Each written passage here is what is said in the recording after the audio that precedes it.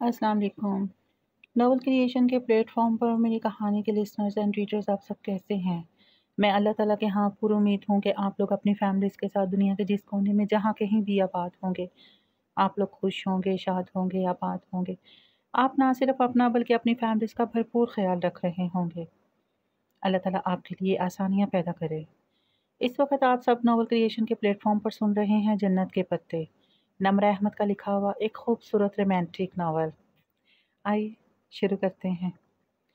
ऐसी कोई बात नहीं है।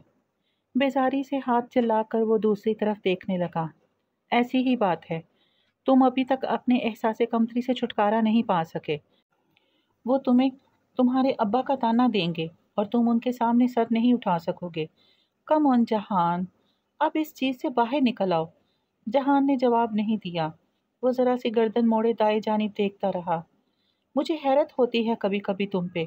इतना काबिल ऑफिसर, इतना शानदार ट्रैक रिकॉर्ड, एजेंसी के बेहतरीन एजेंट्स में से एक, फिर भी तुम अपने अंदर के एहसास कमतरी से नहीं लड़ सके।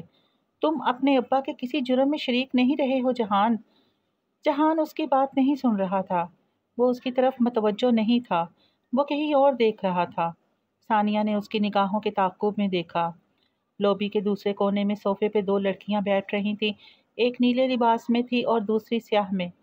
स्याह लिबास वाली दराज कद लड़की, जिसने स्याह लंबे बाल दाएं कंधे की तरफ आगे को डाले हुए थे, काफ़ी खूबसूरत थी। सोफे पर बैठते हुए उसने दूसरी लड़की के हाथ से कैंडी लेकर मुंह में रखी। दूसरी लड़की साथ ही कुछ कहे जा रही थी। जहान, सानिया ने उसे पुकारा। वो ज़रा चौंक कर उसकी तरफ मुतवज्जो हुआ। क्यों देख रहे हो ऐसे? ये पाकिस्तान है। वो खिजल हुआ ना शर्मिंदा, बल्कि दोबारा उन दो लड़कियों को देखा। सानिया, ये ब्लैक कपड़ों वाली मेरी बीवी है। ओह, अच्छा। सानिया तजर्बे और जहनी पुख्तगी के उस दर्जे पे थी कि बिना चूके इस बात में सर हिलाया। हूँ, अच्छी है। तुमने बुलाया है इसे? नहीं, मैं तो खुद हैरान सा इसे देख रहा हूँ। उसने लाइल्मी से शाने उचकाए। आर यू श्योर ये वही है? हाँ, मैंने इसकी पिक्चर्स देख रखी हैं। सानिया ने अब के ज़रा एहतियात से गर्दन फेरकर उसे देखा। स्याह लिबास वाली को जैसे मिर्चें लगी थी। कैंडी गालिबन मिर्चों वाली थी। उसकी आंखों में पानी आ गया था और नाक सुर्ख पड़ गई थी। वो जैसे खफकी से साथ वाली को डांटने लगी जो हंस रही थी। क्या वो तुम्हें पहचान लेगी? मालूम नहीं। मैं तस्वीरों के मामले में एहतियात बरतता हूँ, सो शायद नहीं। वो बहुत गौर से दूर बैठी लड़की का सुर्ख पड़ता चेहरा देख रहा था। इतनी नज़ाकत। उसे मायूसी हुई थी। ये यहाँ क्या कर रही है? वो जैसे खुद से बोला, पता करूं? सानिया की बात पे उसने इस बात में सर को जुम्बश दी। वो उठ गई। उसी वक्त स्याह लिबास वाली लड़की कलाई पे बंदी घड़ी देखती उठी थी। उन्हें शायद कहीं पहुंचना था। ये कहाँ पढ़ती है? सानिया ने जाते हुए पूछा। International Islamic university sharia and law, 7वां सेमेस्टर। मम्मी की दी हुई मालूमात उसने जूं की तो दोहरा दी। और इसका नाम हाया सुलेमान है। सानिया सर हिलाकर आगे बढ़ गई। वो दोनों लड़कियां अब लॉबी पार कर रही थीं। सानिया सीधी उनके पास नहीं गई, बल्कि पहले उसने करीब बने कैफे की तरफ जाते रास्ते पर तेज तेज चलते एक वेटर को रोका और उससे ट्रे ली, जिसमें कॉफ़ी के 4 कप रखे थे। वो यकीनन अमले से वाकिफ थी, सो वेटर सर हिलाकर आगे चला गया। सानिया ट्रे उठाए उन दो लड़कियों की तरफ बढ़ गई, जो अब लॉबी के आखिरी सिरे तक पहुंच चुकी थी। उसने कुछ कहकर उन्हें रोका। वो दोनों पलटी थीं। इतनी दूर से वो उनकी गुफ्तगू नहीं सुन सकता था, मगर उनके तासुरात बाखूबी देख रहा था। सानिया ने ट्रे इसीलिए पकड़ रखी थी ताकि वो ये तासुर दे सके कि वो लॉबी के करीब ही कैफ़े, जिसमें सेल्फ सर्विस मौजूद थी, से उठकर आई है। इस कैफ़े की एंट्रेंस पे अगर आप मौजूद हों तो लॉबी वहाँ से साफ नज़र आती है। और इनसे बात करके वो फ़ौरन सीधी जहान की तरफ आने की बजाय अंदर कैफ़े में चली गई, ताकि वो लड़कियां इस तरफ ना देख पाएं जहां वो बैठा था। स्याह लिबास वाली लड़की अचंभे से नफ़ी में सर हिलाती कुछ कह रही थी। उनसे काफ़ी फासले पे बैठा वो उन्हें ही देख रहा था। दफतन उसे एहसास हुआ कि वो अकेला नहीं है, बल्कि दूसरे बहुत से लोग भी जो आस पास से गुजर रहे थे, गर्दन मोड़कर एक दफ़ा उस पर निगाह ज़रूर डालते थे। उसने कदरे बेचैनी से पहलू बदला। उसे क्या बुरा लगा था? वो फैसला ना कर सका। चैरिटी लंच है कोई, इसलिए आई है। सानिया उनको भेजने के बाद कैफे चली गई थी और अब जबकि वो लड़कियां अंदर जा चुकी थी, वो वापस आई और सोफे पे बैठते हुए बताने लगी। उसने इस बात में सर हिलाया। गैर मामूली सिक्योरिटी की वजह उसकी समझ में आ गई थी। क्या बात हुई? वो सरसरी से अंदाज में पूछने लगा। बस वही अपना पुराना हरबा कि आपको मैंने असोलुद्दीन डिपार्टमेंट में देखा था और मतवक्के तौर पे उसने मुझे नहीं पहचाना। फिर मैंने पूछ लिया कि इधर किस लिए आई हो। सो उसने बताया। वो खामोशी से बैठा रहा। कुछ उसे बहुत बुरा लगा था। फिर जाओगे आज उसके घर? हाँ, जाऊंगा। उसने इस बात में सर हिलाया, मगर वो अच्छा नहीं महसूस कर रहा था। इस अजीब से इत्तेफाक ने एकदम बहुत कुछ बदल दिया था। खाली हाथ मत जाना, कुछ लेकर जाना। मैं तुर्की से उनके लिए कुछ नहीं लाया, खाली हाथ ही जाऊंगा। अच्छा, फिर कुछ खरीद कर ले जाना, अच्छा इंप्रेशन पड़ेगा। चलो चलकर कुछ खाते हैं। वो जैसे जान गई थी कि उसका मूड अच्छा नहीं है, सो उठते हुए बोली। वो खामोशी से उठ खड़ा हुआ और मेज पे रखा स्याह पाउच उठाकर जैकेट की जेब में डाल लिया। तुम अपसेट लग रहे हो। नहीं, बिल्कुल नहीं। वो जबरदस्ती मुस्कुराया। तुम सुनाओ, कब तक तुम्हारा मंगेतर दोबारा मुझ जितना हैंडसम हो जाएगा? चंद सेशन मजीद लगेंगे, बर्न काफी ज्यादा था। बात का रुख बदलने पे सानिया उसे हमाद के बारे में बताने लगी। कुछ अरसा कबल एक हादसे में उसका चेहरा कदरे मस्ख हो गया था। अलबत्ता सर्जरी से वो बेहतर हो रहा था। वो बेतवज्जियों से सुनता गया। उसका जहन वहीं पीछे था। फिर जब सानिया चले गई तो वो बाहर आ गया। इस्लामाबाद की ठंडी सुरमई सड़क के किनारे चलते हुए उसके दिलो दिमाग में सानिया की बातें मुसलसल गूंज रही थी। इस चीज से बाहर निकल आओ। तुम अपने अब्बा के किसी जुर्म में शरीक नहीं रहे हो। जहान, इस चीज से बाहर निकल आओ। अजियत की एक शदीद लहर उसके अंदर उठी। आंखों के सामने जख्मी कर देने वाला मंजर फिर से लहराया। सानिया गलत थी। एक जुर्म में वो अपने बाप के साथ किसी हद तक शरीक रहा था। बचपन की यादें उसके जहन में बहुत टूटी फूटी बिखरी मध्यम मध्यम सी थी। बासफोर्स का नीला समंदर, समंदरी बगले, जहांगीर में वाक़या उनका घर और दादा, ये वो सब थे जो बचपन में उसके साथ थे।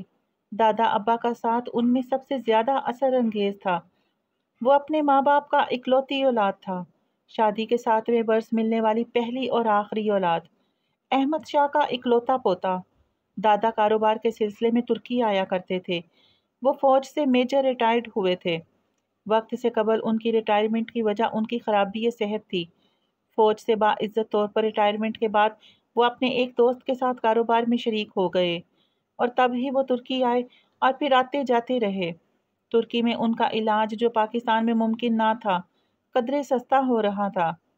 जब अब्बा का तबादला तुर्की हुआ तो मम्मी भी साथ आई। दादा ने तब ही चंद पैसे जोड़कर जहांगीर के इलाके में ज़मीन खरीदी। वो खुशकिस्मती का दौर था। अब्बा ने बाद में उस जगह घर बनवाना शुरू किया। वो तब ही पैदा हुआ था। दादा की गोया आधी बीमारी ही दूर हो गई। वो तब बहुत खुश रहा करते थे। बाकी बची आधी बीमारी के बेहतरीन इलाज की सहूलतों के बायस इस्तांबुल ना छोड़ सके। उस वक्त सल्तनत तुर्किया इतनी तरक्की याफ्ता नहीं थी। अभी पापा की हुकूमत आने में काफ़ी दहाइयाँ पड़ी थी। पापा यानी तैयब उर्तगान। मगर तुर्की तब भी बहुत खूबसूरत था। अब्बा वापस चले गए थे, मगर मम्मी, दादा और वो इधर ही रहे। दादा बिगड़ती सेहत के बायस कारोबार में बहुत ज़्यादा फ़ायदा हासिल ना कर सके, सो घर के हालात कदरे ख़राब होते गए। कुछ अरसा कबल की खुशहाली रूठ गई। अब्बा की तनहा पे गुजारा करना तो नामुमकिन सी बात लगती थी। तब ही उसने मम्मी को काम की तलाश करते और फिर नौकरी करते देखा। तब वो बहुत छोटा था। वो उम्र जिसमें मेहनत और मुशक्क़त के मायने समझ से बालातर होते हैं। मम्मी एक फैक्ट्री में मामूली मुलाजमत करने लगी थी। पता नहीं वो क्या काम करती थी, मगर मुल्क के बुरे हालात के बायस वो नौकरी उनकी तालीमी काबिलियत से कम ही थी। घर से जैसे किस्मत ही रूठ गई थी।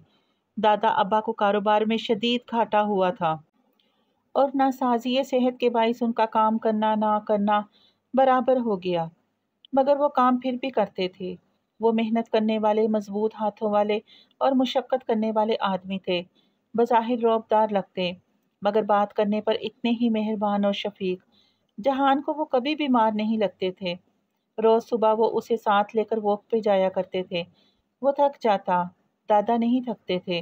وہ بہت مضبوط، بہت بہادر انسان تھے۔ وہ اس کے آئیڈیل تھے، اس کے ہیرو۔ برا وقت کم نہیں ہوا، بڑھتا گیا۔ تو ایک روز اس نے دادا کو افسردہ دیکھا۔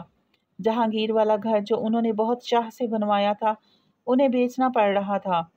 دادا، ہم وہ گھر کیوں بیچ رہے ہیں؟ جب وہ واک کے لیے باہر نکلے تو ان کا ہاتھ پکڑ کر چلتے ہوئے اس نے گردن اٹھا کر ان کو دیکھتے ہوئے پوچھا تھا۔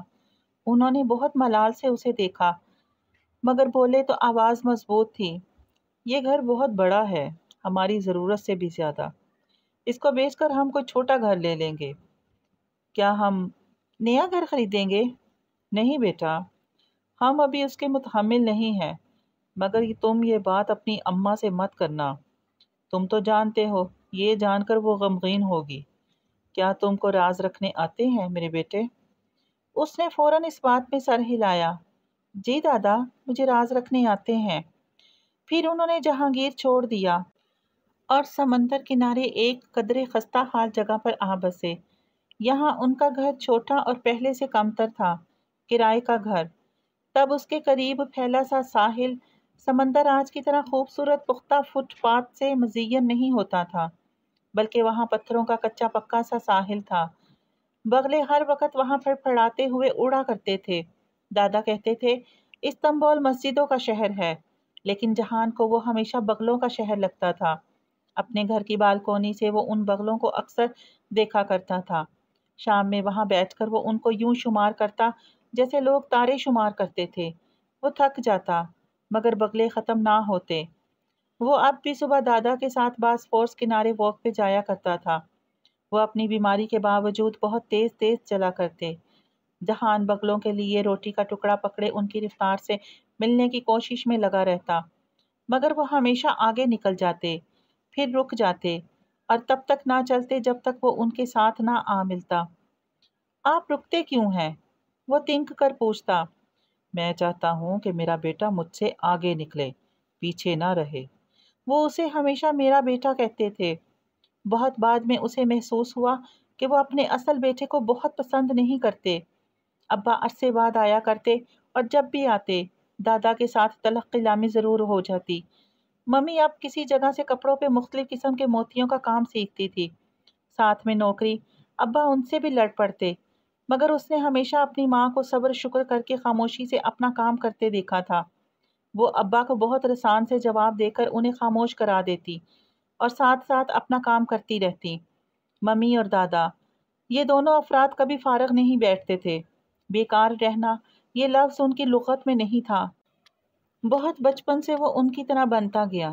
اسے کام کی عادت پڑ گئی اور پھر اسے فارغ بیٹھنے کا مطلب بھول گیا۔ اسے بس اتنا معلوم تھا کہ وہ ورکنگ کلاس لوگ ہیں، انہیں ہر وقت کام کرنا چاہیے۔ فارغ صرف ان لوگوں کو بیٹھنا چاہیے جو امیر ہوں اور جن کے پاس ہر سہولت میسر ہو، جیسا کہ اس کے ماموں لوگ۔ وہ ان سے تب ہی مل پاتا جب کبھی شاذ و نادر ترکی آتے۔ وہ اسے ہمیشہ ناپسند رہے تھے۔ اس کے دونوں بڑے ماموں روب اور دبنگ اور مغرور سے تھے۔ ان کے سامنے بیٹھ کر ہی لگتا تھا کہ وہ بہت شاہانہ قسم کے لوگ ہیں، جبکہ وہ دادا اور ممی بہت غریب اور معمولی انسان ہیں۔ اس نے ممی کو بڑے ماموں کے سامنے سختی سے نفی میں سر ہلاتے جیسے انکار کرتے یا منع کرتے ہیں دیکھا تھا۔ ممی استفسار پہ کچھ نہ بتاتی۔ دادا سے پوچھا تو انہوں نے بتایا، وہ تمہاری ممی کو پیسے دینا چاہتے ہیں، مگر وہ نہیں لیتی۔ کیوں؟ وہ حیرت سے سوال کرتا۔ جب انسان کے یہ دو ہاتھ سلامت ہوں تو اس کی عزت کسی سے کچھ نہ لینے میں ہی ہوتی ہے۔ جو ہاتھ پھیلاتا ہے میرے بیٹے، وہ اپنا سب کچھ کھو دیتا ہے۔ دادا کہتے تھے، انسان کو عزت سے جینا اور وقار سے مرنا چاہیے۔ جیسے دادا تھے بہت عزت والے، اور جیسے ممی تھیں محنت کر کے مشقت کر کے زندگی بسر کرنے والے لوگ، مگر پتہ نہیں کیوں ابا ایسے نہیں تھے۔ وہ 8 برس کا تھا جب ابا ایک دن ترکی آئے۔ तब वो एक आला ओहदे पर पहुंचकर काफ़ी कमाने लग गए थे, मगर तब भी उनके हालात ना बदल पाए। अलबत्ता इस बार उसने पहली बार दादा और अब्बा को लड़ते हुए सुना था। बुलंद आवाज़ से गुस्से से बहस करते वो बहुत डर गया था। मम्मी उस वक़्त घर पे नहीं थी। अब्बा लड़ झगड़ कर सामान पैक करके बाहर चले गए और दादा अपने कमरे में जाकर लेट गए।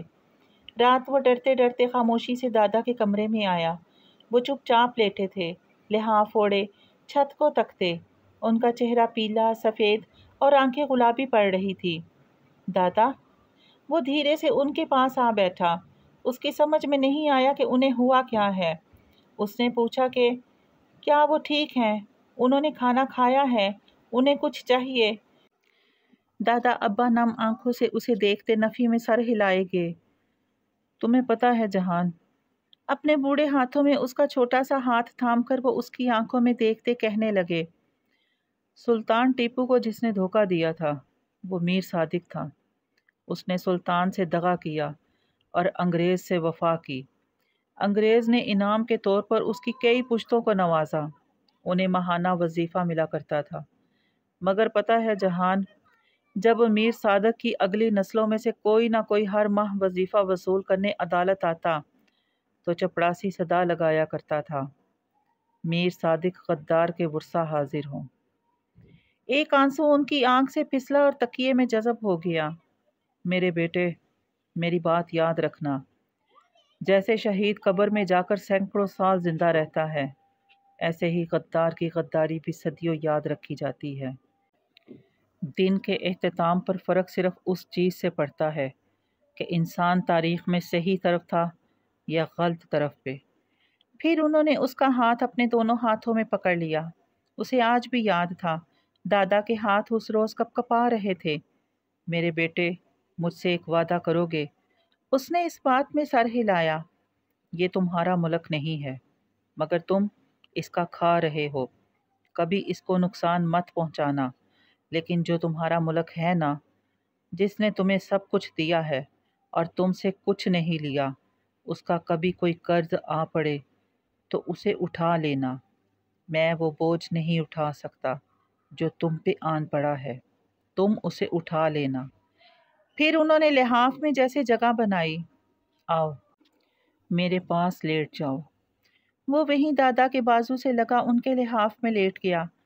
दादा बहुत गर्म हो रहे थे। उनका बिस्तर भी गर्म था। उसकी आंखें बंद होने लगी। वो सो गया। सुबह वो उठा तो दादा फोत हो चुके थे। उस रोज़ वो बहुत रोया था। मम्मी भी बहुत रोई थी। उसने पहली बार जाना था कि मौत क्या होती है, मौत की शक्ल और हैयत क्या थी। वो कुछ नहीं जानता था सिवाय इसके कि मौत बहुत सर्द होती है। दादा के जिस्म की तरह उसने बहुत बार उनका माथा, उनकी आंखें और हाथों को छुआ। वो बर्फ़ हो रहे थे, सर्द और साकिन। उसी शाम एक समंदरी बगला उनकी बालकोनी में आ गिरा था। वो ज़ख्मी था। जब तक उसने देखा वो मर चुका था। जहान ने उसे दोनों हाथों में पकड़कर देखा। वो सर्द था, सर्द और सख्त। यही मौत थी। अब्बा उनके साथ नहीं थे। वो कहाँ थे उसे मालूम नहीं था। बस मम्मी और वो दादा को पाकिस्तान ले आए। वहीं उनको दफनाया गया। वहीं वो अब्दी नींद जा सोए। मगर अब्बा का नामो निशान ना था। मम्मी उन दिनों बहुत गमज़दा रहती थी। गम बहुत थे, मगर तब वो उनकी शिद्दत को नहीं समझता था। वो अपने बड़े मामू के घर था। जब एक रोज़ मम्मी ने उसे बताया कि वो उसका निकाह मामू की बेटी से कर रही हैं। क्यों? उसने अपने पसंदीदा सवाल किया था। क्योंकि कुछ ऐसा हुआ है कि शायद हम फिर यहाँ ना आ सकें। मैं चाहती हूँ कि ताल्लुक़ की डोर बंधी रहे, मेरे भाई मुझसे ना छूटें। मम्मी ने और भी बहुत कुछ कहा था, मगर उसे याद नहीं था। उसे सिर्फ दादा की बातें याद थी। मामू का घर, मोमानिया और उनके बच्चे। उसे कुछ अच्छा नहीं लगता था। वहाँ रहकर उसे मज़ीद एहसास दिलाया जाता कि वो उनसे कमतर हैं। वो बहुत हसास होता जा रहा था। उसे याद था वो उस रोज़ फुरकान मामू के किचन में पानी लेने आया था, जब उसने अपने से थोड़े से बड़े दावर को गुस्से से फ्रिज का दरवाज़ा बंद करते देखा था। नहीं, मुझे अंडा ही खाना है। साइमा मुमानी उसको इसरार करके मनाने की कोशिश कर रही थी, مگر وہ بگڑے بگڑے انداز میں ضد کر رہا تھا، کیوں انڈے ختم ہو گئے ہیں؟ میرے لیے کیوں نہیں بچے؟ دفتن اس کی نگاہ دروازے پہ کھڑے گہرے بھورے بالوں والے لڑکے پر پڑی تو اس کی آنکھوں میں مزید غصہ در آیا۔ یہ لوگ ہمارے گھر کے سارے انڈے کھا جاتے ہیں، یہ کیوں آئے ہیں ہمارے گھر؟ بس کرو داور، کوفتوں میں ڈال دیے تھے اسی لیے ختم ہوئے، میں منگوا دیتی ہوں ابھی۔ پتہ نہیں مومانی نے اسے دیکھا تھا یا نہیں، مگر وہ فوراً پلٹ گیا۔ اسے اپنے اندر سے ایک ہلکی سی آواز آئی تھی جو انڈے کو ضرب لگا کر توڑنے کی ہوتی ہے، جو کسی کی عزت نفس مجروح کرنے کی ہوتی ہے۔ اس روز کھانے میں نرگسی کوفتے بنے تھے۔ اسے کوفتوں میں انڈے دکھائی دیے تو اس نے پلیٹ پرے کر دی۔ رات کو بھی اس نے کھانا نہیں کھایا۔ اس کا اب ماموں کے گھر کسی بھی شے کو کھانے کا دل نہیں چاہتا تھا، انڈے تو کبھی بھی نہیں۔ ممی رات کو بہت حیرت سے وجہ پوچھنے لگی تو اس نے صاف صاف وہ بتا دیا جو صبح ہوا تھا۔ ممی چپ ہو گئیں۔ پھر انہوں نے اسے توس اور ساتھ کچھ اور لا دیا۔ جتنے دن وہاں رہے اس نے انڈوں کو ہاتھ تک نہیں لگایا۔ ممی نے ایک دفعہ بھی اصرار نہیں کیا۔ وہ پہلے سے بھی زیادہ غمزدہ لگتی تھیں۔ وہ واپس آئے تو چند روز بعد ابا بھی آ گئے۔ وہ اب ان کے ساتھ رہتے تھے، مگر گھر کا ماحول بہت تلخ اور خراب ہو گیا تھا۔ ممی اور ابا کی اکثر لڑائی ہو جاتی، ابا ہی بولتے رہتے، ممی خاموشی سے کام کیے جاتی۔ اس نے بھی اپنی ماں کی عادت اپنا لی، وہ بھی خاموشی سے ممی کا ہاتھ بٹاتا رہتا۔ پھر جلد ہی انہوں نے استنبول چھوڑ دیا۔ صرف ایک گھر، ایک شہر نہیں، انہوں نے بہت سے گھر اور بہت سے شہر بدلے۔ وہ جیسے کسی سے بھاگ رہے تھے، کس سے اور کیوں وہ نہیں جانتا تھا، مگر اس نے ابا کو پھر ہمیشہ مضطرب اور پریشان ہی دیکھا۔ زیادہ عرصہ نہیں گزرا، وہ 10 برس کا تھا جب اس نے جان لیا کہ ابا کس سے اور کیوں بھاگتے تھے۔ یہ اس نے تب جانا جب اس نے دنیا کا سب سے خوبصورت آدمی دیکھا۔ ان دنوں وہ انطاکیہ میں تھے۔ ابا کے ایک دوست کے فارم ہاؤس کے 2 کمرے ان کے پاس تھے۔ ممی ان لوگوں کے باڑے اور کھیت میں کام کرتی تھی۔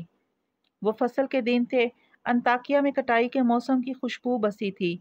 فارم کے چھت پر چڑھ کر دیکھو تو دور شام کی سرحدی باڑ دکھائی دیتی تھی۔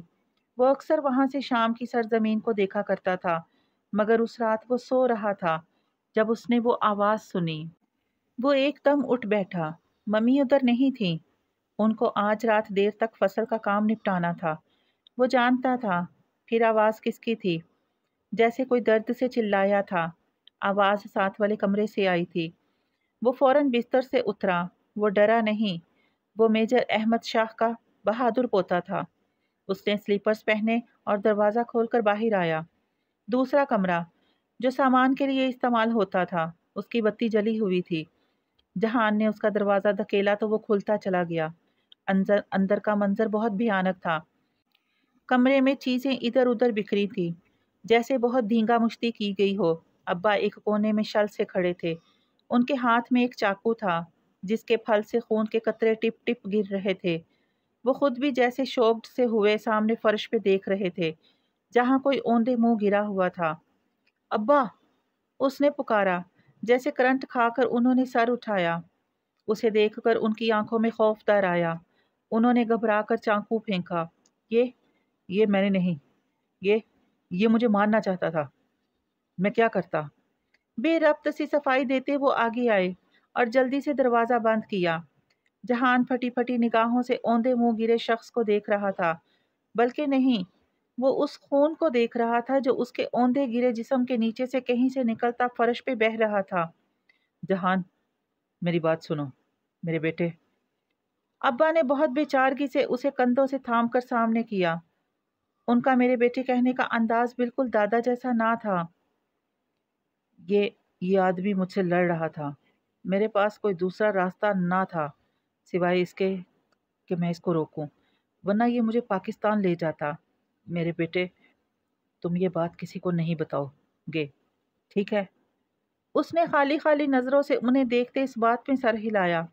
وہ بہت گھبرائے ہوئے لگ رہے تھے۔ تم کسی کو بتاؤ گے تو نہیں؟ اپنی ماں کو بھی نہیں؟ نہیں ابا، مجھے راز رکھنے آتے ہیں، اس نے خود کو کہتے سنا۔ چلو پھر جلدی کرو، اس جگہ کو ہمیں صاف کرنا ہے اور اس کی لاش کو کہیں دور لے کر جانا ہے۔ मैं घोड़ा लाता हूँ, तब तक तुम तौलिया लेकर ये जगह साफ कर दो। उसने फर्माबरदारी से सर इस बात में हिलाया। चंद रोज पहले बाड़े में एक गाय जख्मी होकर मर गई थी।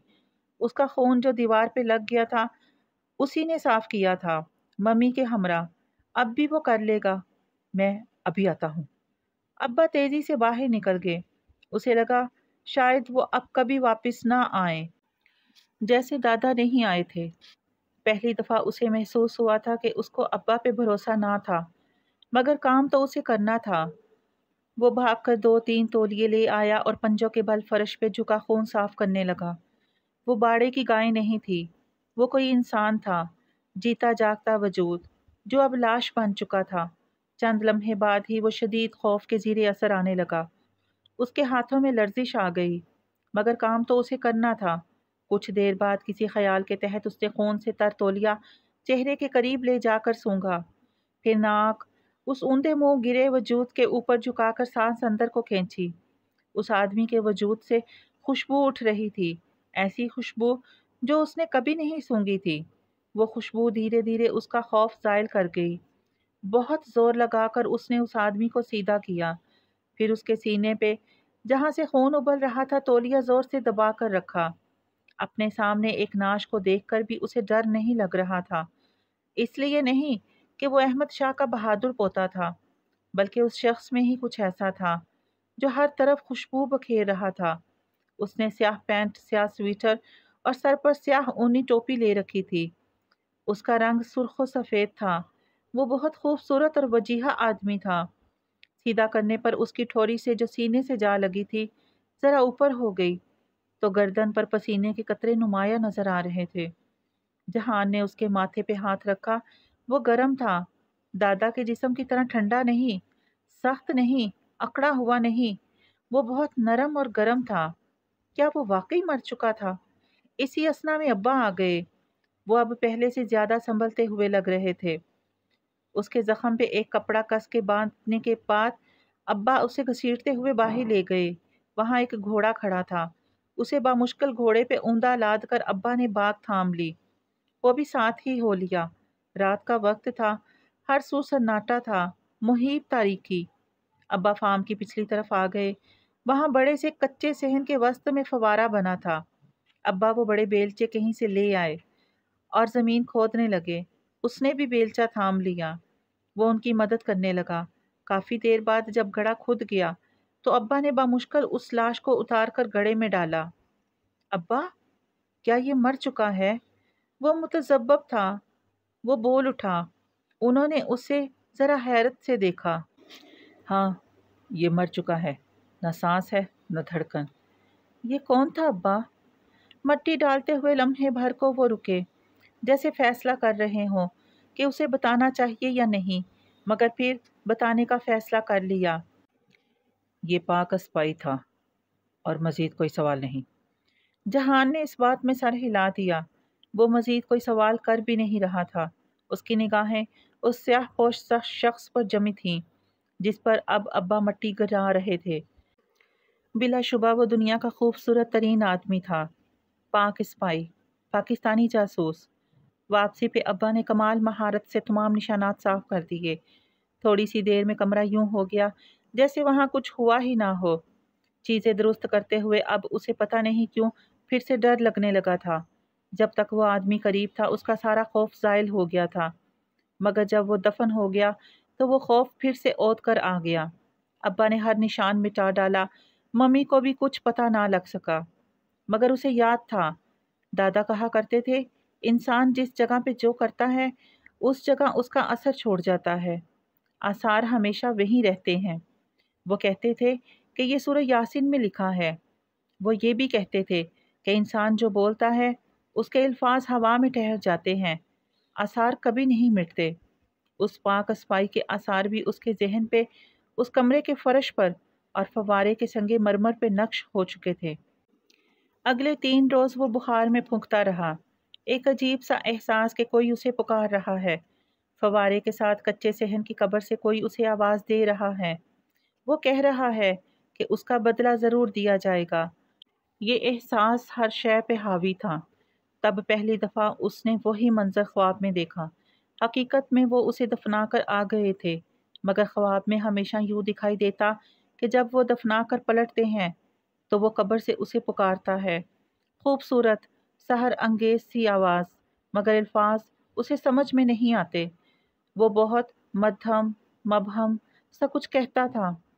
वो कभी ना जान पाया कि वो क्या कहता था, लेकिन तब भी उसे लगता था कि शायद वो बता रहा है कि उसका बदला ज़रूर लिया जाएगा। वो लोग जल्द ही अंताकिया छोड़कर अदा न चले आए।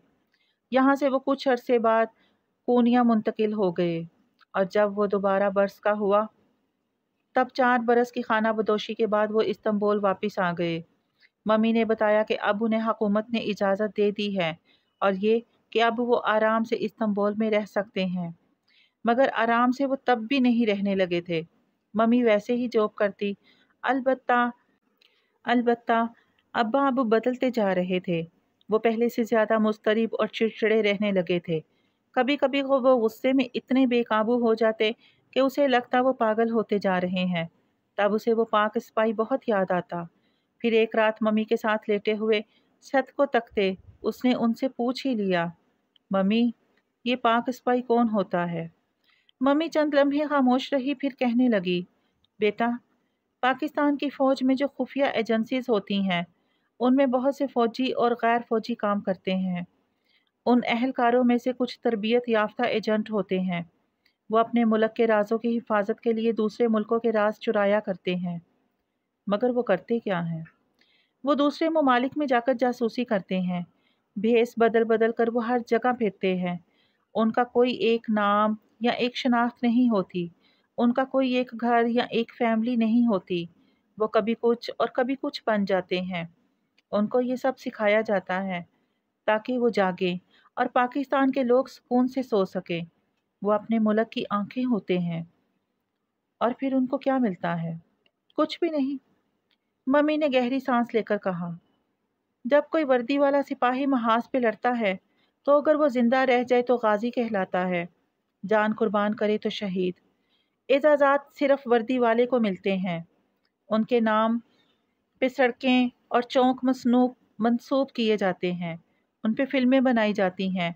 मगर जो जासूस होता है वो अनसंग हीरो होता है, बेनामो निशान, खामोशी से किसी दूसरे मुल्क में ज़िंदगी बसर करता। वो अकेला तन्हा ही काम किया करता है। वो अगर गिरफ्तार हो जाए तो अमूमन उसे बचाने के लिए कोई नहीं आता। क्यों? वो हैरान हुआ। बेटा, यही इसी पेशे की मजबूरी होती है। गिरफ्तार होने की सूरत में जासूस का मुल्क, हुकूमत, फौज, एजेंसी कोई भी खुल्लम खुला उसे ऑन नहीं करती। अगर उनसे पूछा जाए तो साफ इनकार कर दिया जाता है। दूसरे तरीकों से वो उसे जेल से भगाने की कोशिश ज़रूर करते हैं, लेकिन अगर ये ना हो सके तो जासूस को सारी ज़िंदगी जेल में रहना पड़ता है। अगर वो राज उगल दे तो वो गद्दार कहलाता है। इसलिए उसे ये तक छुपाना होता है कि वो जासूस है, क्योंकि हर मुल्क में जासूसी की सज़ा मौत होती है। फिर अगर उस पे जासूसी साबित हो जाए तो उसे मार दिया जाता है और उसकी लाश कहीं बेनामो निशान दफन की जाती है या किसी भी तरह डिस्पोज ऑफ कर दी जाती है। और बाज़ दफ़ा कितने ही अरसे तक उसके ख़ानदान वालों को भी पता नहीं चलता कि वो कहाँ है। उसका जनाजा तक नहीं पढ़ाया जाता। उसकी आंखों के सामने अंताकिया में फवारे के साथ खोदी गई कब्र घूम गई, बेनामो निशान कब्र। फिर तो उसको कुछ भी ना मिला मम्मी। बेटा, जो आदमी खुद को इस काम के लिए पेश करता है वो इस बात से वाकिफ होता है कि गिरफ्तार होने या दयारे गैर में मारे जाने के बाद उसके साथ क्या होगा। उसको तारीख कभी हीरो के नाम से याद नहीं करेगी। उसके मुल्क में उसकी फाइल पे टॉप सीक्रेट या क्लासिफाइड की मोहर लगाकर बंद कर दी जाएगी। वो ये सब जानते बूझते भी खुद को उस जॉब के लिए पेश करता है। पता है क्यों? क्यों? उसने अपना पसंदीदा सवाल फिर से दोहराया। क्योंकि बेटा, जो शख्स अपनी जान के जरिए अल्लाह की राह में लड़ता है उसे दुनिया के एजाज़ात और तारीख में याद रखे जाने या ना रखे जाने से फ़र्क नहीं पड़ता। उसे इस बात से भी फ़र्क नहीं पड़ता कि गिरफ्तारी की सूरत में सब उसे छोड़ देंगे और मौत की सूरत में कोई उसका जनाजा भी उठाने नहीं आएगा, क्योंकि उसे अल्लाह ताला की रज़ा चाहिए। उसे अल्लाह ताला की रज़ा चाहिए होती है, और जिसे ये सब मिल जाए उसे और कुछ नहीं चाहिए होता। मम्मी अक्सर उसे ऐसी बातें बताया करती, फिर एकदम चुप हो जाती और फिर अपनी रोह में कहती, अपने मुल्क के राज कभी नहीं बेचने चाहिए। इंसान भी कितनी थोड़ी कीमत पे राजी हो जाता है। उस वक्त उनकी आंखों में एक लो देती अजियत होती। बहुत अरसे बाद जहान को इस तासुर की वजह समझ आई थी, और ये तब हुआ जब उनकी जदेसी गली से पिछली जदेसी में रहने वाले एक लड़के खाकान ने उस पर राह चलते फिक्रा उछाला कि वो पनाह गजीन है, और ये कि उसका बाप एक मफरूर मुजरिम है। उसने खाकान को कुछ भी नहीं कहा, मगर रात जब वो मम्मी से पूछा तो उन्होंने बता दिया सब कुछ साफ साफ, कि किस तरह अब्बा से गलती हुई और उसकी सज़ा वो भुगत रहे थे, जला वतनी की सज़ा, और तुर्क हुकूमत ने रहम खाते हुए उन्हें सियासी पनाह बख्शी थी। तब उसे लगा वो अभी वजीफ़ा लेने वालों की कतार में अदालत में खड़ा है, और चपड़ासी जोर जोर से सदा लगा रहा है, सिकंदर शाह गद्दार के वर्सा हाजिर हों। इस सब के बावजूद वो अब्बा से नफरत ना कर सका। वो उनसे इतनी ही मोहब्बत करता था जितनी पहले। अब्बा वैसे ही अब बीमार रहने लगे थे। मम्मी कभी कभी उनको डॉक्टर के पास ले जाया करती थी, मगर उनके अखराजात, उसकी पढ़ाई, मम्मी को डबल शिफ्ट काम करना पड़ता। रात में कभी कभार वो मम्मी को लाउंज में पाँव ऊपर करके बैठे तलवों पे बने छालों पे दवा लगाते देखता। उनके हाथ सुई, मोती, कपड़े, धागे और कैंची से आशना होकर अब सख्त पड़ते जा रहे थे।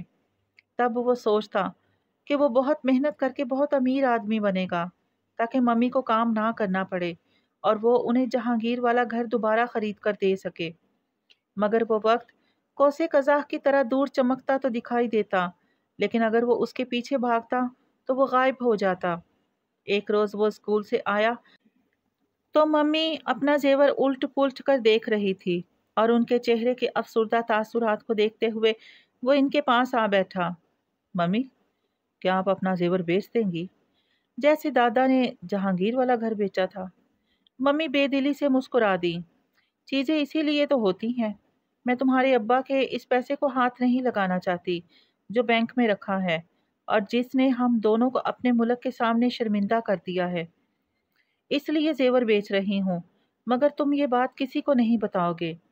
क्या तुम्हें राज रखने आते हैं जहान? वो अक्सर दादा को जहान से ये फिक्रा कहते सुनती थी, इसीलिए दोहराया तो उसने पुरमिलाल मुस्कुराहट के साथ सर असबात में हिला दिया। मम्मी ने जेवर बेच दिया। कुछ वक्त के लिए गुजारा होने लगा, मगर फिर उसका दिल चाहने लगा कि वो भी कुछ काम करके पैसा कमाए, ताकि उसकी माँ के हाथ नरम पड़ जाएं और उनके पैरों के छाले मिट जाएं। यही सोचकर उसने पिछली जदेसी के खाकान के चचा करामत की वर्कशॉप में काम करने के लिए खुद को पेश कर दिया। करामत बे का बेटा अली करामत उसका क्लास फेलो भी था, सो उसको काम मिल गया। उसको राज रखने आते थे, सो ये बात उसने मम्मी से राज रख ली। करामत बे की गाड़ियों की वर्कशॉप उनके घर के साथ थी, यानी जहान के घर से पिछली गली में। जहान का घर भलाई मंजिल पे था। अगर वहां से खड़े होकर देखा जाए तो करामत बे का घर और वर्कशॉप दोनों दिखाई देती थी। वर्कशॉप गली के बिल्कुल नुक्कड़ पे थी।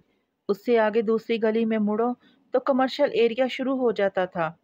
एक रोज मम्मी ने उसके कमरे की खिड़की से झांका तो वो वर्कशॉप में हाथ मुंह काला किए काम करता नजर आ गया। ये वो वक्त था जब वो खेलने के लिए जाने की इजाजत ले कर जाया करता था, और मम्मी को इल्म होता था कि वो अली करामत के घर जा रहा है।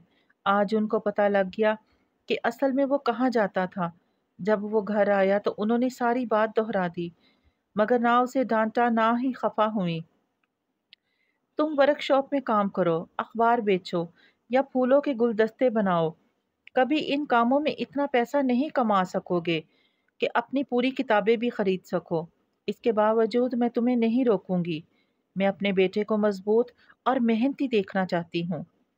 उसने हमेशा की तरह असबात में सर हिला दिया। कमाई ना होने के बराबर थी, मगर फिर भी उसे काम करना अच्छा लगता था।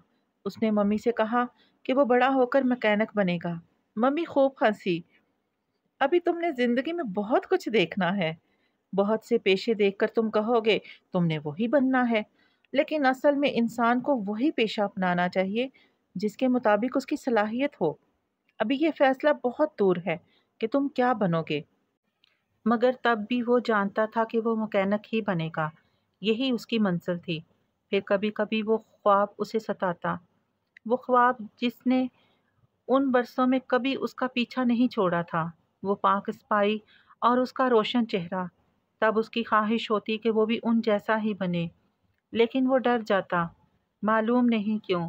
اس کا یہ خوف، یہ عجیب سا الجھن بھرا ڈر کب نکلا؟ شاید تب جب اس نے فریحہ سے دشمنی مول لے لی۔ فریحہ کرامت بے کے بھائی کی بیوی تھی، دراز قد، اسمارٹ، خوبصورت سبز آنکھوں اور کندھوں تک گرتے اخروٹی بالوں والی۔ اس کا لباس، اس کا اٹھنا بیٹھنا، اس کے ناز و انداز، سب میں ایک شاہانہ جھلک ہوتی تھی۔ وہ بہت مغرور، بہت طرح دار سی تھی۔ اس کا بیٹا خاقان بھی اتنا ہی مغرور اور نک چڑھا تھا۔ فریحہ کا شوہر ایکان معمولی صورت کا تھا، اور جبکہ کرامت بے کافی وجیحہ تھے، اسی لیے خاقان جو عمر میں جہان سے 2 برس ہی بڑا تھا، ہر جگہ اپنی ماں کے حسن کے قصے سنایا کرتا تھا۔ وہ لوگ پیچھے سے عرب تھے آپس میں عربی بولا کرتے۔ ایک روز فریحہ ایکان ان کے اسکول آئی تو خاقان نے سب کے سامنے اپنی ماں کو گلابوں کا پھول پیش کرتے ہوئے عربی میں کچھ کہا۔ ما انت مروہ جمیلہ ہی اسے سمجھ آیا۔ اس نے علی کرامت سے مطلب پوچھا تو اس نے بتایا کہ مروہ جمیلہ بہت بہت خوبصورت عورت کو کہتے ہیں۔ اسے انت بھی بھول گیا، صرف مرا جمیلہ ذہن میں نقش رہ گیا۔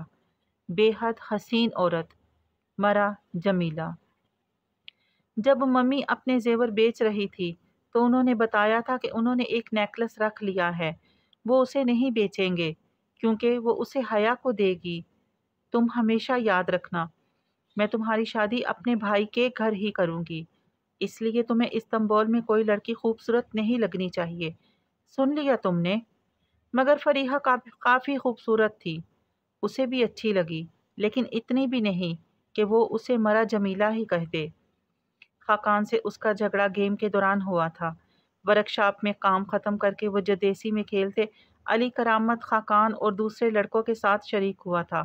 خاقان کو اعتراض تھا، مگر علی کرامت کا کہنا تھا کہ جب دوسرے آدھے گیم کے دوران شامل ہو سکتے ہیں تو جہان کیوں نہیں؟ اس کا اشارہ خاقان کی جانب تھا، جو گزشتہ روز اسی طرح شامل ہوا تھا۔ مجھ میں اور اس میں فرق ہے، میں خاقان ایکان رضا ہوں اور یہ ایک پناہ گزین کی اولاد۔ جہان نے ہاتھ میں پکڑی سرخ گیند اس کو دے ماری۔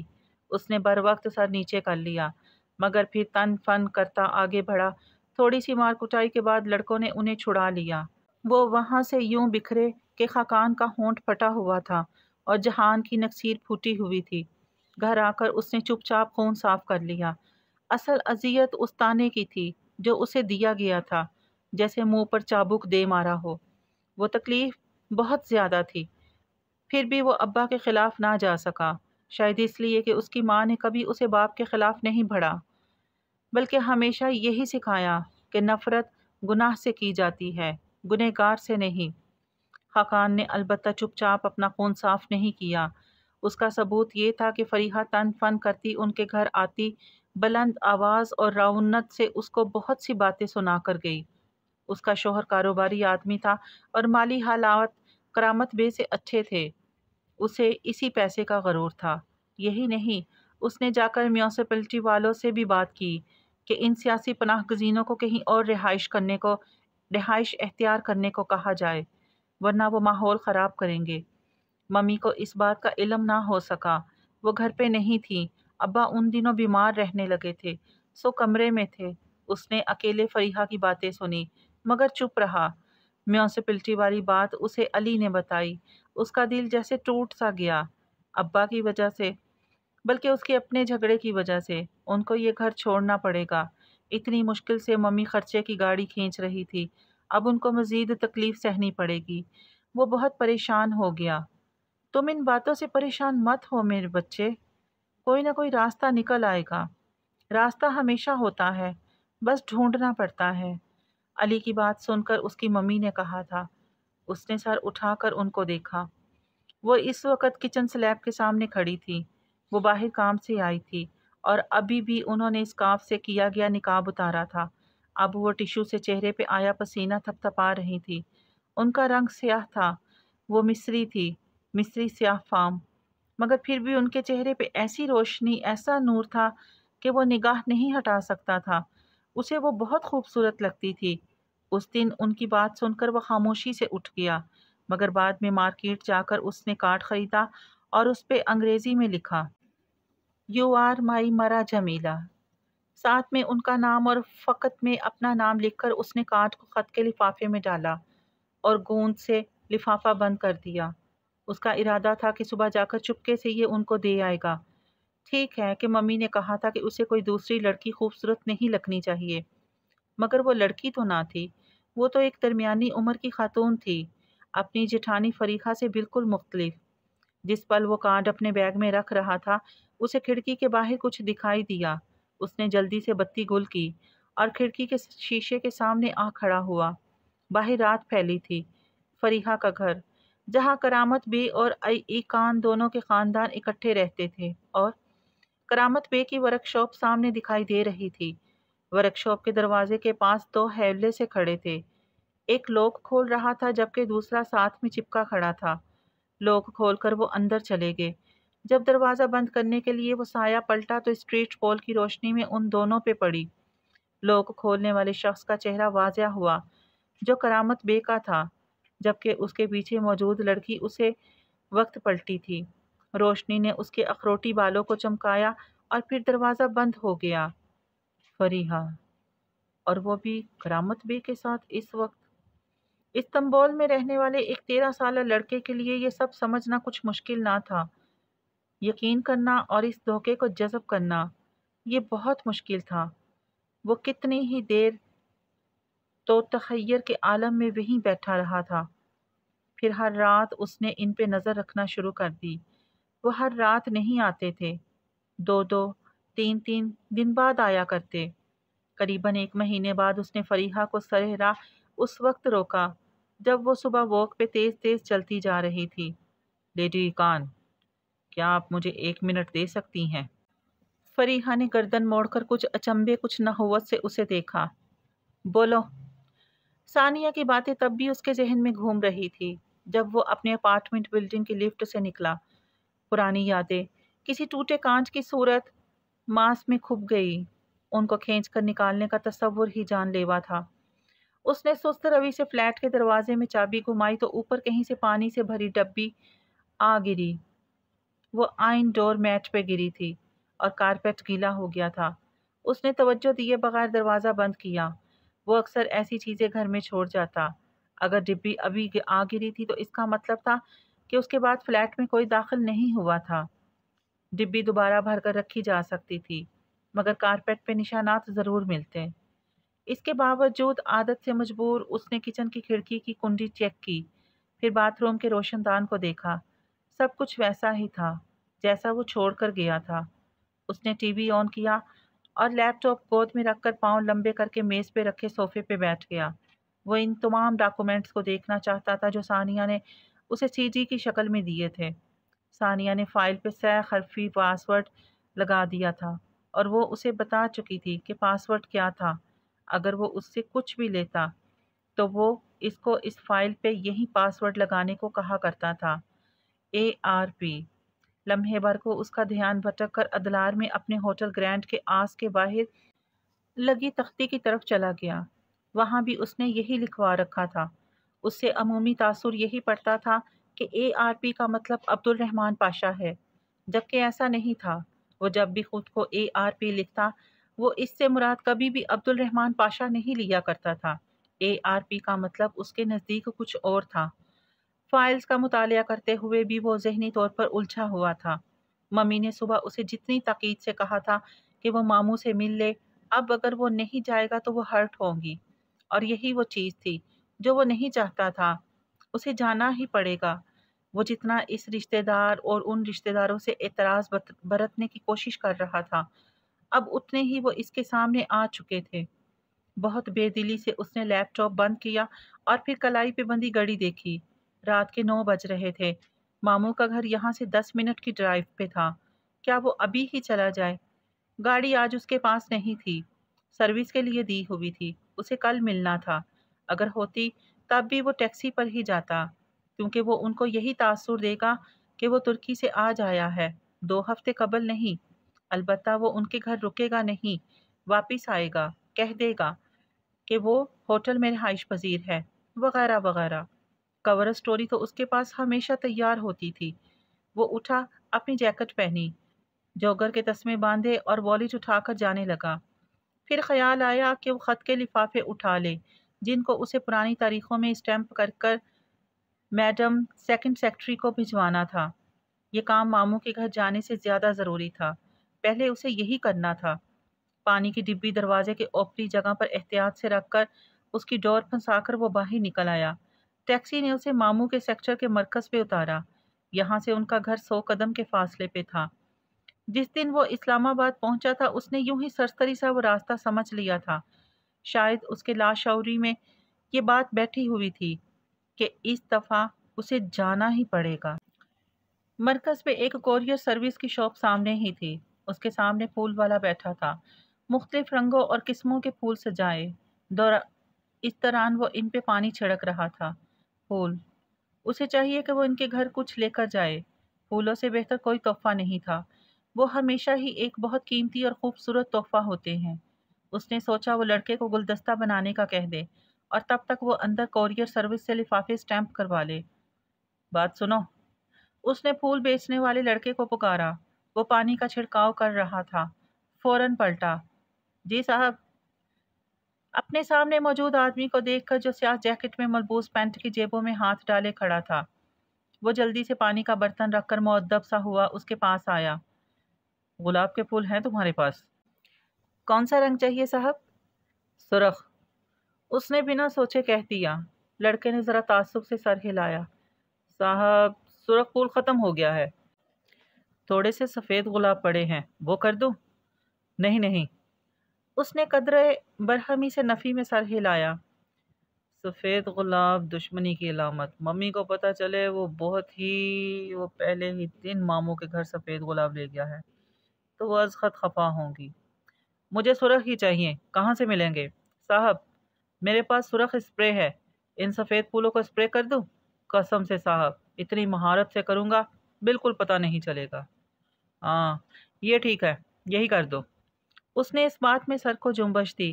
نقلی سرخ رنگ کے گلاب سفید گلاب سے پھر بھی بہتر تھے۔ پھولوں والا لڑکا جلدی جلدی باسکٹ سے سفید پھول نکالنے لگا۔ تم گلدستہ بناؤ، میں آتا ہوں۔